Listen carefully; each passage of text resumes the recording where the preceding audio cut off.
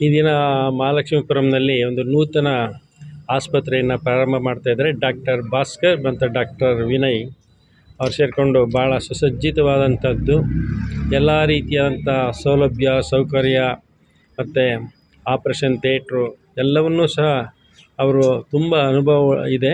ಅದಕ್ಕಾಗಿ ಈ ಭಾಗದ ಜನರಿಗೆ ಅನುಕೂಲ ಆಗಲಿ ಅನ್ನುವಂಥ ರೀತಿಯಲ್ಲಿ ಆಸ್ಪತ್ರೆಯನ್ನು ಚಿಕ್ಕದಾಗಿ ತುಂಬ ಸೌಲಭ್ಯಗಳ ರೀತಿಯಲ್ಲಿ ಚೆನ್ನಾಗಿ ವ್ಯವಸ್ಥೆ ಮಾಡಿದ್ದಾರೆ.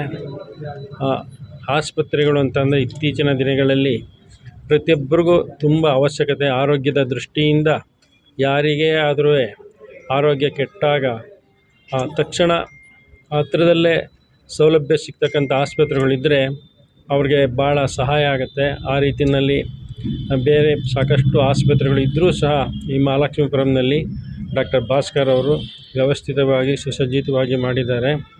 ಆರೋಗ್ಯವೇ ಭಾಗ್ಯ. ಮನುಷ್ಯನ ಬದುಕು, ಮನುಷ್ಯನ ಜೀವನ ಆರೋಗ್ಯದ ಮೇಲೆ ನಿಂತಿರ್ತದೆ. ಆರೋಗ್ಯ ಒಂದಿದ್ದರೆ ಅವರ ಜೀವನ ಸುಖಮಯವಾಗಿರ್ತದೆ.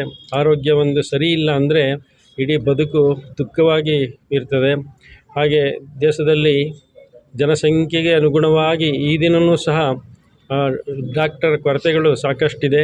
ಭಾಳ ಹಿಂದೆ ತುಂಬ ಲಿಮಿಟಾಗಿ ಕಾಲೇಜ್ಗಳಿದ್ದು, ಮೆಡಿಕಲ್ ಕಾಲೇಜ್ಗಳು, ಆವಾಗ ಡಾಕ್ಟರ್ಗಳ ಕೊರತೆಗಳಿತ್ತು.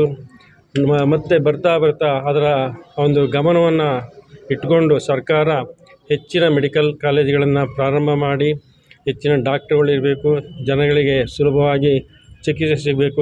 ಗ್ರಾಮೀಣ ಪ್ರದೇಶ ಮತ್ತು ಪಟ್ಟಣಗಳಲ್ಲಿ, ಸಿಟಿಗಳಲ್ಲಿ ಎಲ್ಲ ಕಡೆ ಉತ್ತಮವಾದಂಥ ಡಾಕ್ಟರ್ಗಳ ಒಂದು ಸೌಲಭ್ಯ ಸಿಗಬೇಕು ಅನ್ನುವಂಥ ರೀತಿಯಲ್ಲಿ ಎಲ್ಲ ಕಡೆ ಸುಸಜ್ಜಿತವಾದಂಥ ಆಸ್ಪತ್ರೆಗಳು ನಿರ್ಮಾಣ ಆಗ್ತಾಯಿದ್ದಾವೆ. ಹಾಗೆ ಇಲ್ಲೂ ಸಹ ಭಾಸ್ಕರ್ ಅವರು ಭಾಳ ಚೆನ್ನಾಗಿ ಆಸ್ಪತ್ರೆಯನ್ನು ನಿರ್ಮಾಣ ಮಾಡಿ ಈ ಭಾಗದ ಜನರಿಗೆ ಅನುಕೂಲವನ್ನು ಕಲ್ಪಿಸ್ತಾ ಇದ್ದಾರೆ.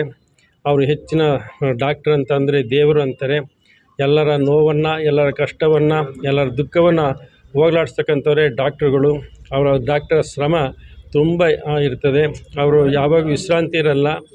ದಿನದ 24 ಗಂಟೆ ಸಮಯ ಅವರು ದುಡಿಮೆ, ಅವರ ಕರ್ತವ್ಯ, ಅವರ ಸೇವೆ ಬಹಳ ಮುಖ್ಯವಾಗಿರ್ತದೆ.